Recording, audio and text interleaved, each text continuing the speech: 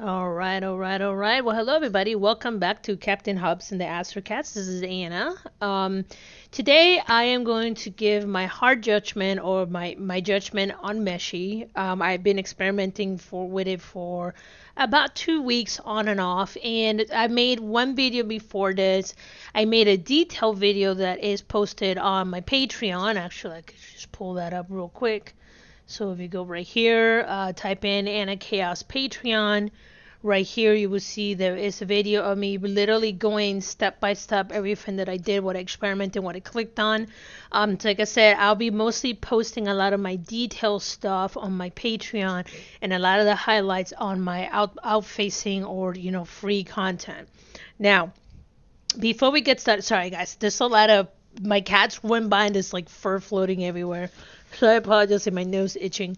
Anyway, so as usual, before we get started, please follow us. We have our webpage. We also have our YouTube, and you can see all the videos that I've been posting. As I've made it really clear, I'm heavily experimenting with AI tools to get the production done, and I even managed to make one 20-second clip and one 3-minute clip using mostly AI tools with a lot of heavy inputs from me.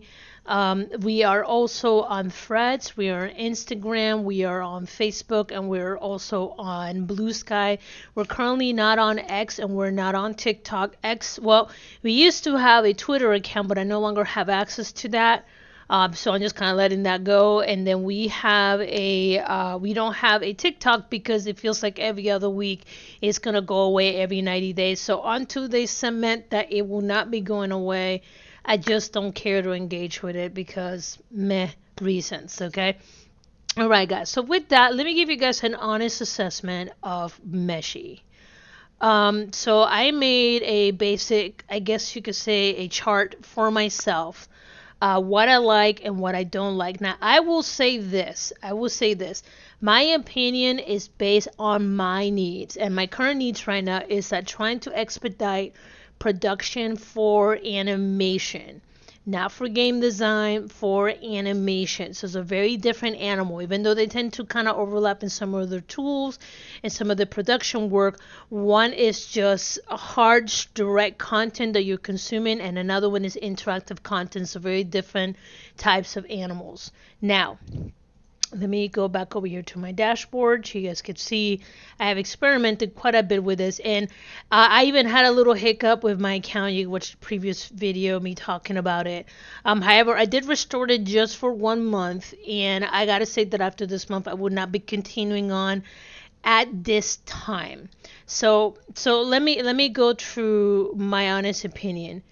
The tool is neat. The tool is fun to kind of play with and kind of get an idea with, but I don't think personally it's ready for production. I did look for games made with Meshi, and so I was trying to get. You have a lot of hobbyists from the little research that I done. There's right here. There's several YouTubers. They're independent people like me, where they are just experimenting for their game design and all that stuff. And I'm not gonna click on the videos because I don't want to get tagged for copyrights because that is their content.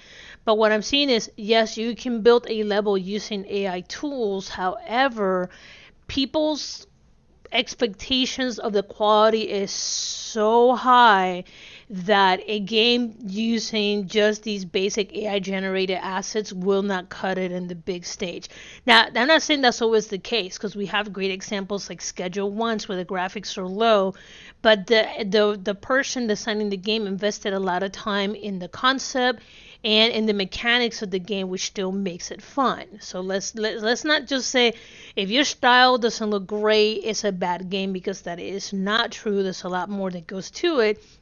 However, as of today, right now, I have not found any major studio that is using Meshi for their stuff. It's mostly a lot of independent hobbyists, independent artists, independent game designers who are using it. And as you can see right here in their videos, they're posting, "Hey, I made it this far using this video." So please go ahead and Google them and check them out. Now, for my production. Okay, so couple things right off the bat. So this thing features, let me go back over here, text to 3D, image to 3D, AI texturing, text to image, and text to voxel, which I don't know what that is. I need to look a little bit more into that. Um, Most of what I needed for was the image to 3D because I already have pre-made design assets that I made to be imported into their platform to be converted into 3D.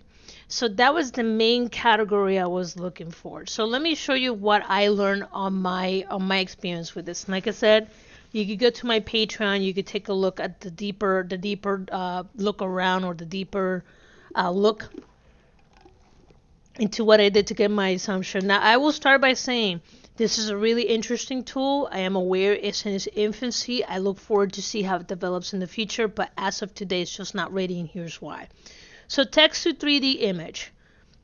Must use an AI to write a prompt it can understand. So for me, I'm bilingual. My English sometimes is not very hot. So even though I'm describing it as clear as I can, sometimes the AI just simply doesn't understand me. And that seems to also be the case with Meshi.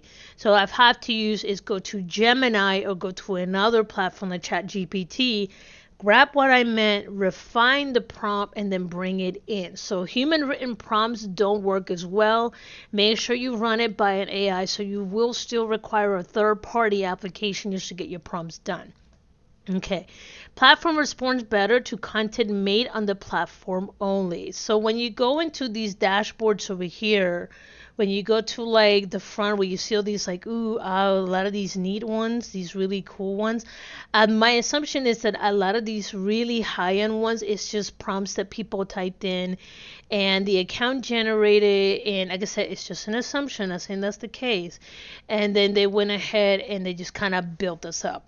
It using solely the account, not a lot of third party and not a lot of inputs. And even with some of these were, like the swords and stuff, a lot of these are just kind of okay. They're not bad, they're okay. But you could tell that a lot of these were probably built within the application itself and not built using a third party, input. So that's just my opinion, okay?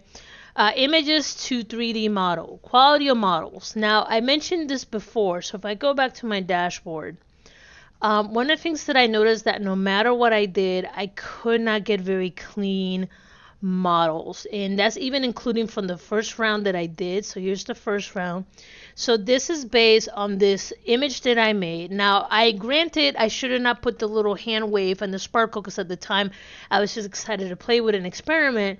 But even the model, when you go in here and you look at it, it doesn't understand that there's the inside of the mouth. So you can see some floating geometry. I have no way of deleting this in here. If you go to the hands, look how wonky that is. Even underneath here is very, very wonky. So later on, I tried to simplify the character.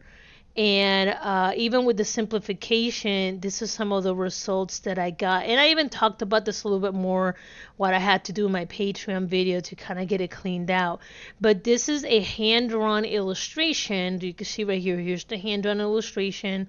And the difference from the first one to the second one is that this one has a bold outline versus the second one, what I completely deleted to get those clean edges versus an AI-generated image by itself where it's got very clean vector illustrations. So I did try to experiment with some vector images, and I unfortunately ended up with a similar result as I did with the hand drawn. It's something about the thinness of the line. It has to be really crisp and clean like the first one in order to create some clean texture. So this one right here, if I can go down here, you can see I did this in Adobe Illustrator and it did not add the bolding line. But if you're drawing content and then pushing it up here and it's got a bold, thick line, it is going to be a disaster. So just food for thought. So the metals and the mesh are not very clean. You can see right here, this is okay.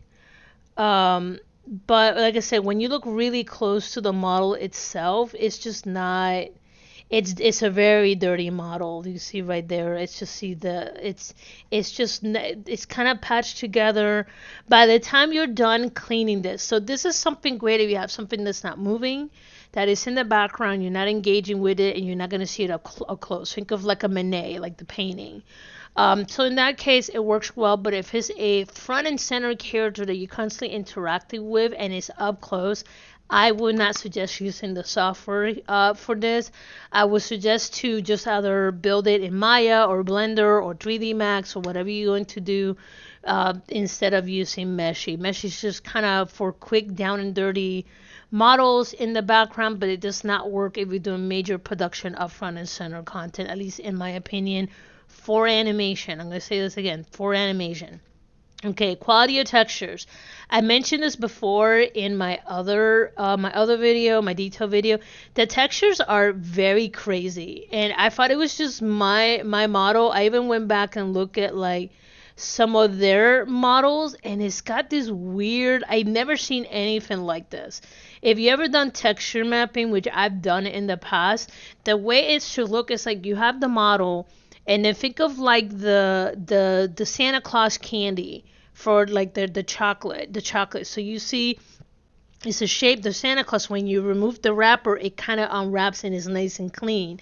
These things are kind of like meshed together. So even if I wanted to clean the texture map, I can, or I will have to build a new texture map from scratch. So it just doesn't work. It's very messy. It's very patchy. It's no good. Again, if you're doing a down dirty quick model for the background just to throw in, perfect. If you're doing a main character, nah, not so much. But you still have problems that if you want to go in and like rig some of these characters, you know, the mouth here, this is just a texture. It is not. So if I go right here, you can see it is an enclosed surface with a really nice texture over it. So you will have to still kind of punch out a hole for the eyes and the mouth and rebuild the mouth anyway. So it gets you about 80% of the way, but if you need to do any heavy edits, then you're going to kind of have a hard time. Okay. Let me see what else we got. There's some animation stuff. Let me go back over here. Okay. Let's see, overlapping shapes in the design. Okay, so I brought this up before. So Scully has this design where he has like 3 little strands of hair and they overlap on top of his forehead. Unfortunately, when I try to work on the model, you can see right here, it was having a hard time understanding that. So it will either completely flatten it out. It just simply couldn't just pop it out. So this one kind of popped it out. This one popped it on the wrong direction. Same thing with these right here. Like I said, sometimes the software does its own thing. And I tried it before, and you can see it kind of got the overlapping when it did the hand drawing. So again, this is the hand drawing. I talked about this a little bit. But it still has a hard time just kind of processing that these are overlapping shapes. Image. Vector line art it handles vector clean line art very well, which I showed you guys between the first one and the second one. So this was the original one with vector art. So vector clean Adobe Illustrator art, fantastic. Hand drawn art, not so much. And like here is this hand drawn. This is just me doing that, and I even tried this with like different angles. This was probably one of the better ones. I thought I had another model. Yeah, I deleted a couple of them because they were exceptionally bad. But yeah, so if you have hand-drawn stuff, just simply try to find a way to convert it into a vector image, because if you just have those rough edges, it just thinks that maybe it's part of the texture. So when you try to render, it gives you this. This is what happens when you import hand-drawn line art. It gives it this weird squiggly look on the edges, and it just does not work. So clean line art. Hand-drawn does not handle hand-drawn images well, and this is what I just covered. Create odd textures and render based on your line art, not clean. So again, you'll just be wasting your time. AI rendering images, it handles AI generated images well. So if you go to my video, my Patreon video, I explained this. So I wanted to experiment to see if I could generate the same character using AI tools. So you can see right here in this AI tools. So I use a third-party AI tool to generate these, and based on Scully's description, and I rendered it, and you can see that this is a lot cleaner than what I gave it. So this is my custom design that I made, I designed, and this is the one the AI designed. And you can see that it literally functions better with the AI than it does with any human element. So just food for thought. Okay. Let me see. Single versus multi-view. Okay. So one of the things that I also ran into here, let me see if I can find one good example. Single view, single view. Let me go back to. Let me see. Single view. Okay, so I'm going to head down here. Okay, so one of the things that I was experimenting was organic versus non-organics. And one of the things that it allows you to do is that when you render, and you see it right here on the side, it gives you multi-view AT pose. So even if you didn't set up as an AT pose, or technically a T pose or an A pose, I keep saying AT pose, but it's an A pose or T pose. You can say just set it up that way, and it does. Okay, so but I highly suggest for you to set that up on your own. Now, I was testing with organics and non-organics. My organics were kind of meh. My inorganics, which was the ship, I have the ship right here, and you can see I gave it clear images. You could go up to 4 images. I gave it the top view, the bottom view, the back view, and the front view. And unfortunately, it just simply could not translate what I gave it. So the multi-view needs some work. So it works well if you have an AI generated multi-view, but if it's human made, it has a hard time understanding what you are giving it. What I started learning is that it works best if you have a 3/4 vector art image, but if you do anything hand drawn, it's gonna be rough. Okay. Let me see. Single view right here. Right here. Let me go right here. Multi-view works well with AI generated images. It doesn't work well with human made images, which defeats the purpose. Tested characters and ships and backgrounds, the same result. So I tried this with ships. I tried this with a background. So back here, let me go back over here. This is a background, and it did okay, but it wasn't what I wanted. It wasn't until I fiddled with it for the 3rd time. Like I said, I talk about how I got these results in my Patreon, but I had to try it multiple times in order for me to get just to this close to this image. And by the way, this is the original image provided, which if you guys have seen my production from the last short, this is the background, one of the backgrounds that I use on there in order to create the production or the animation for that. Let me see. Must write clear art AT pose or create a usable character is true. You need to give them at least the front view, the back view, and the side view. Now, the side view is the one I didn't get a chance to experiment with this too much. I'm assuming the way that it's done in animation school or the animation production is that you have the front view, the back view, then you have the side view, but then you also have a side view where the arm is popped up. That way you can see what's happening right here. But again, every production house is different. So food for thought. When you try it, let me know if you get a chance to upload your own 3 posts that you made, not that the AI made, and let me know how that turned out. Single images responds well to 3/4 view, but it adds features it can't see. Perfect example of this is going back to these ships. So this one right here, I'm sorry, excuse me, I get very sleepy sometimes of the day. I get up at 4, so that's why. Okay, so here's the ship. And as you can see, it's supposed to be like the main body, and then it's got the side thrusters, and each thruster has 3, because technically what it is the little wheel there is modular, so it allows it to suddenly push the rockets forward, push it up, so it makes it really movable. Think of like a space helicopter kind of deal.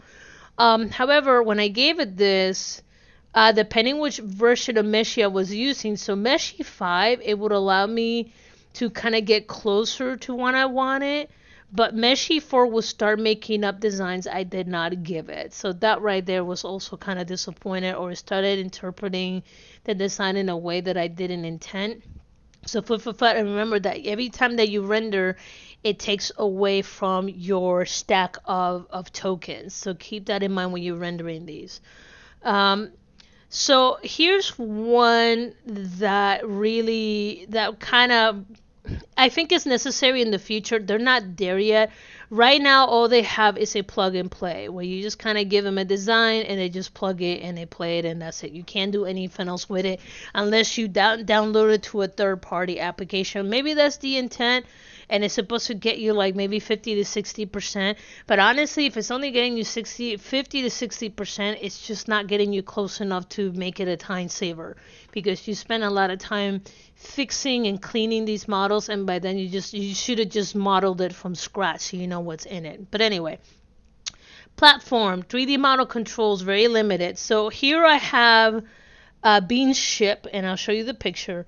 So the way this ship is that, and I've drawn this before. You could go to the Astrocats YouTube channel. You can see me designing this. Is that you have a ship. Now this is a carrier ship. So the little thing you see at the bottom is actually like a storage belly or like a storage area where you can drop content down, and it has all kinds of modular features to it.